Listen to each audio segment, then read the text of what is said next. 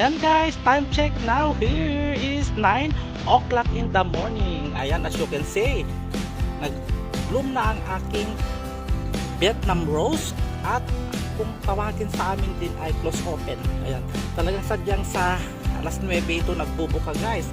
Ayan, tingnan nyo ang daming mga honeybee. Ayan ang dami lang. Ang ganda nito guys, pero maraming variety ito guys na kulay. Yellow, orange, red, pink, white. Pero ito lang ang mayroon ako guys. Mayroon ba kayong mga ganyang kulay? Pagpahingi po. Ayan. Tignan nyo, daming mga nakikita nyo yan, mga honeybee. Ayan, ang dami. Pinasyalan nila yung ating guys. Ayan. Ang ganda. Ayan. Diba? Oh. Diba? Ganda.